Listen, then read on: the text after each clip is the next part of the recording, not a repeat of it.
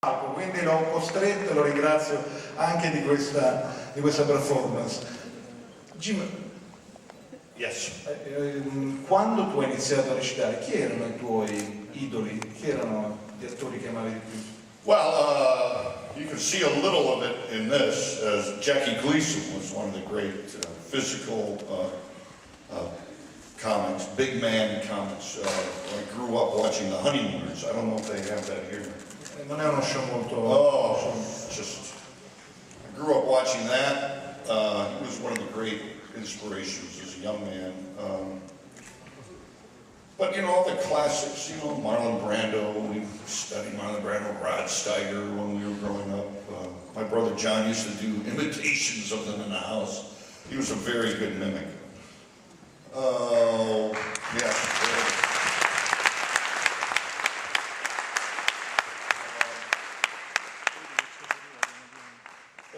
Really, Jackie Gleason was a great, but also when we were growing up, Lucille Ball. I Love Lucy. She invented the sitcom. She invented the three-camera comedy.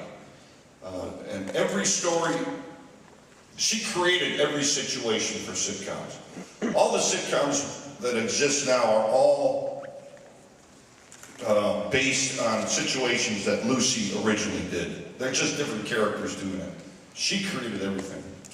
E quando tu iniziavi a recitare, qual era il tuo obiettivo? Qual era la sfida per te? Qual era... My goal when I started that was very simple. When I was in high school, I played football, you know, like the NFL football. And I was a tackle. Do you know the position tackle? Yeah.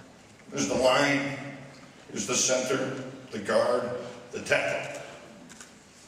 And when I was a freshman, all the girls went out with the quarterback and the fullback because they touched the ball. They never went out with the tackles. They didn't go, hey man, I am dating a tackle. So when I went into the theater, in high school, there were 28 people in our department, 7 guys, and 21 girls. So I liked the numbers. And I only got my dates with girls through doing drama. And then I signed up for choir, which were 40 girls and 8 guys. Now all my buddies made fun of me because I was in choir. No, I was the smart one. So my simple goal was to meet women.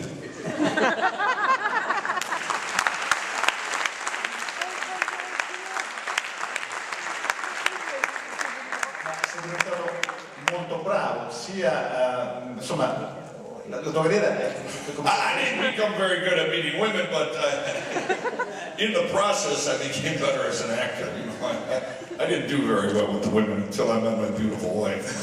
Finally I'm doing better, so. But I think it's because of her, not me. Quali sono state le tue prime esperienze al cinema e alla televisione? Come le ricordi? Well, there were many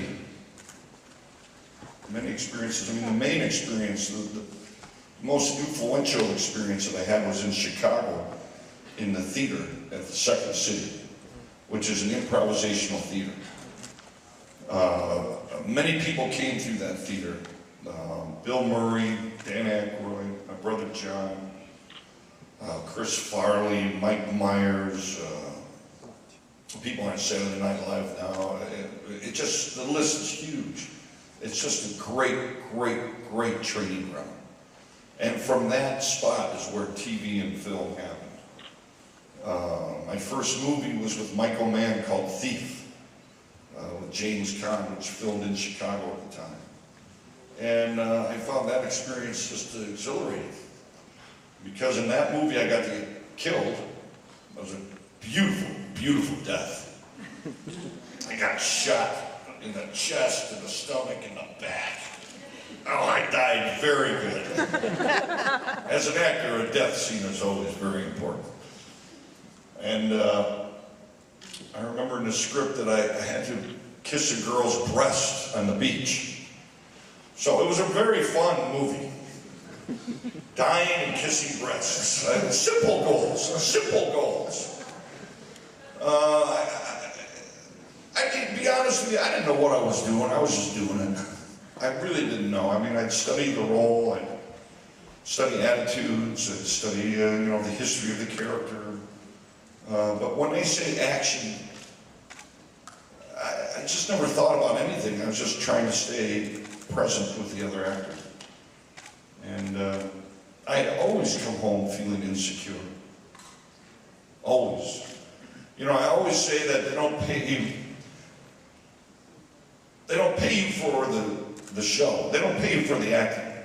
They pay you for the rewind. Because after you're done acting, you drive home, you go, oh, I could have done that. Oh, that was bad.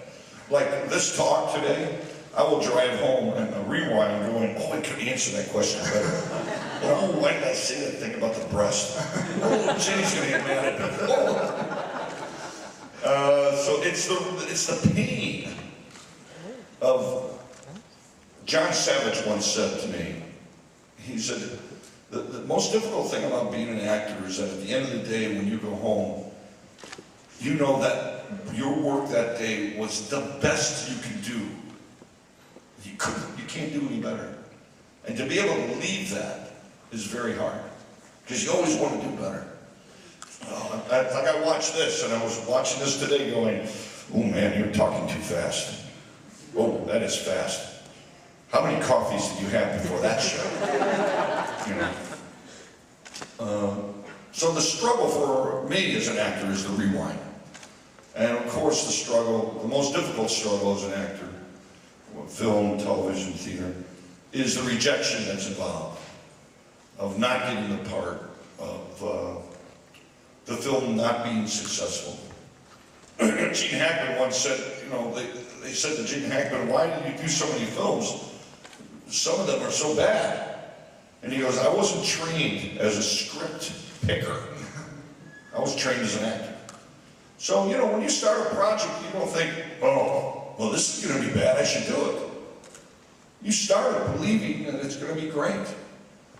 And sometimes they're not. And the truth is, some of the movies that I thought weren't going to be great turned out to be great.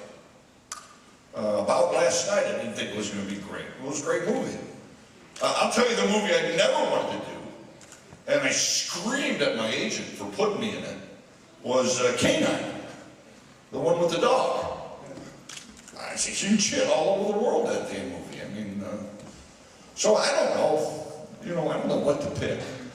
It's just that there's some kind of truth to you pick it. But I kind of answering too many questions at once. But go ahead.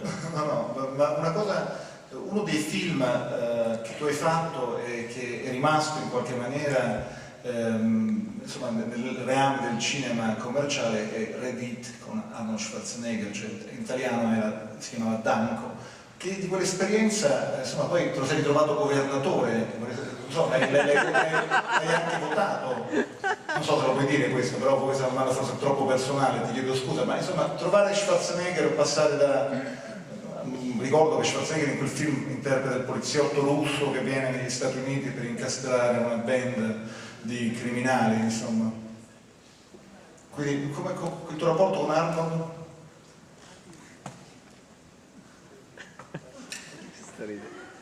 I love Arnold Schwarzenegger. Arnold Schwarzenegger is one of the most brilliant men I've ever met. He is a terrific man. He's a terrific friend.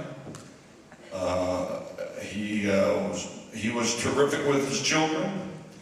I would see him in the park carrying fences for the baseball team. When I acted with him in 1987 in Danko, I would sit in his trailer and he taught me about business, investments, people, public relations, didn't teach me about acting, but I taught him about comic rhythms. We made up a lot of stuff in that movie, and I would teach him on how to come in and build rhythms. That's all I had to offer him because he offered me so much. But did you expect a political transition? I walked by his trailer one time and looked at him, and I went, in my mind, I went, this guy's going to be senator one day. And I don't know if he was programming me, just with like positive thinking that everybody he met, he goes, I'm going to be senator one day, and he's just thinking it. That's how powerful this guy is.